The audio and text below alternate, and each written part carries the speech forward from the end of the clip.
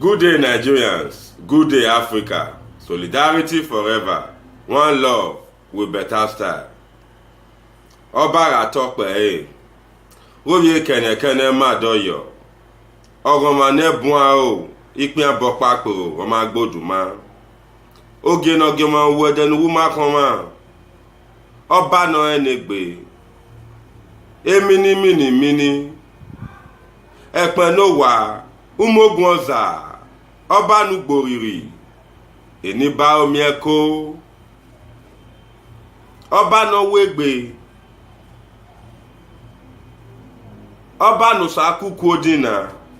Ọba nù sàyàzì egbe yaye. Ọba nẹ́dọ̀ ukwu àpọ̀lọ̀pọ̀lọ̀. Babala ọya bímà kìnìmọ̀ ẹ̀yàwó kìnìmọ̀ ẹ̀yàwó. Ìbíẹ́ká màrín màmá ẹ̀rẹ́ nù dẹ̀rí ẹ̀. Ìbíẹ́dò wà bó wíẹ̀ o wà bó tà wà bá vàn wà bèrè nẹ̀rẹ́ ká ẹ̀. Ìbíẹ́dò nù zọmọ̀ ìbíẹ́dò nẹ́wà ire. Ẹ̀dò nàrà zúkọ̀ àmì nà rere yó. Ẹ̀dò nílẹ̀ bínú ẹ̀dò ní kàkàgbá. Ẹ̀dò nílẹ̀ wè. Wà bèrè nẹ̀rẹ́ ká ẹ̀. Nùwà láọ̀ nùwà gá kó bọ́ kùgbé nádọ́lẹ̀ wímà yìí. Wẹ̀ àwẹ́ àkúgbé ọ̀ ẹ̀tín ìwọ̀n nìgbè ọ̀ òde mẹ́. Nìmá ẹ̀dò yẹ wímà yàkín ẹ̀dò nùgbọ́mọ̀ nàtẹ́ ya tíẹ̀ gbéwẹ̀ ẹ̀dò nùzọmọ̀. Rẹ́ni káàkà wọ́n sí ọbàrà tọ́pẹ̀. I'm going to speak English, rather speak Pidgin English, which is my usual language. Yes, that's a greeting for the Oba of Benin and for the Benin people. Yes, like you all know, like I know too, we are ignorant of so many things. You get plenty things where we don't know for this generation, especially the youth of this age now, the youth of this generation. If you're now, you get waiting many things where we don't know. I don't need to come to speak Benin for too long. May not be like say I dey hide. You get waiting I dey hide or waiting I dey pretend to talk. I am talking to everybody on earth. I'm talking to everybody on this world or in this world. Not be only Benin people I dey talk to. Get wetin we not know. We not know some level of tradition where our forefathers live as legacy for us before Oyibo people come. But as Oyibo people come, it can't be like say we dey migrate from our culture, from our heritage, from our root. Everything we want to copy Oyibo, they copy Oyibo. The form is my right. Yes, all of us get fundamental human rights wey they take born us, wey God take create us. Regardless of any tradition or religion or occupation where you dey do or where you for come or your color of skin. Yes, you dey entitled to a free life. You dey entitled to freedom of speech and freedom of hearing and freedom of existing or living. But that one not mean say make you go the match line, because na this same God wey create love, peace and freedom.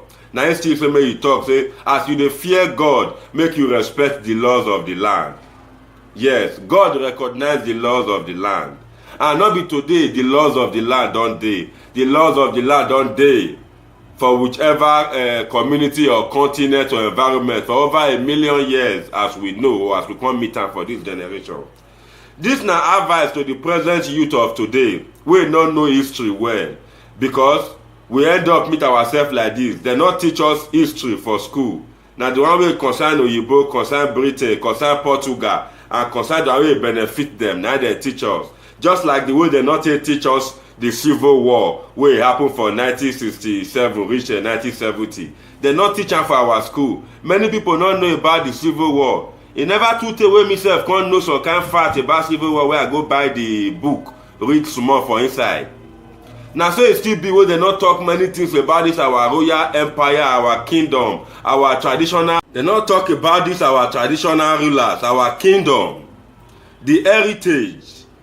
Any king for any local government or for any community, na him be the one custodian of our custom and tradition and heritage as an African. E dey very senseless, e dey very stupid for anybody to come out dey try to wan rubbish any king. You not see the federal government for there, make you go follow them fight if person dey wey you wan probe.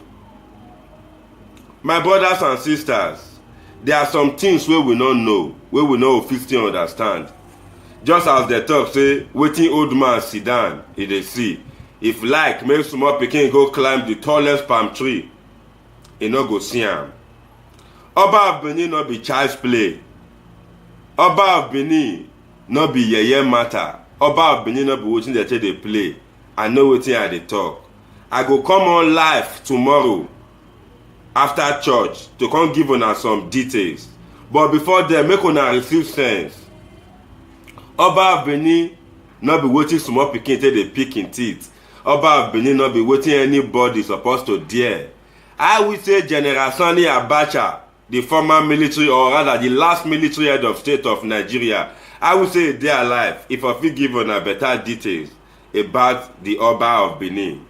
I will say late Captain Anthony Onyeregbulem, the former military governor of Edo State, I will say himself still dey alive. He go fit give una details about the Benin Empire. Make una no go dey make some kind mistake wey be say at the long run una no go fit enjoy una life. At the long run, the thing wey una no expect say go happen go come dey happen to una. Una come go dey catch people for una village or dey look una neighbor say na una neighbor dey winchi una. Na wetin una don use una mouth take talk, na im go come dey happen in return. I dey use God beg una, the youth of today, make una comot eye for Oba of Benin body, make una comot mouth for Oba of Benin body. We know say many things don catapult, don collapse, don turn upside down. Yes, na the government system generally na put everything down. Some of these kings are supposed to be protecting us, their subjects. But the government of the day don turn everywhere upside down. Say some of these kings still dey fear, make dem no go stand for the right thing, make dem no go send dem go exile.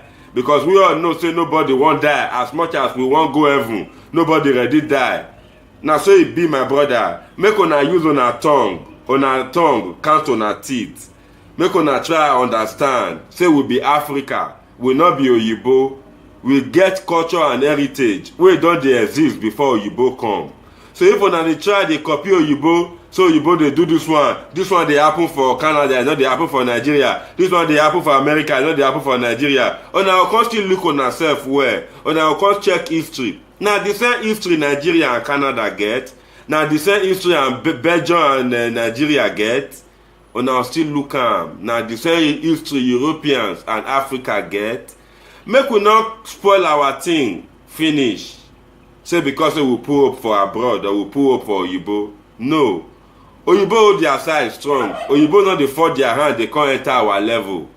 The highest wey Oyibo do, Oyibo go partner with us, carry our money comot, just like it dey happen every day. The highest thing wey una get now, the only thing wey una get for this generation, na una custom and tradition. And na the Obas, na be the first custodian of any custom and tradition.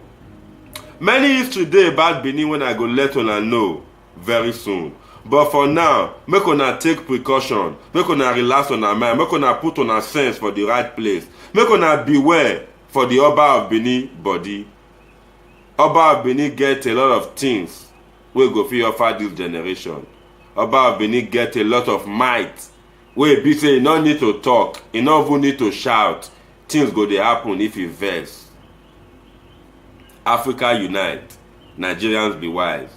Solidarity forever. One love with better style.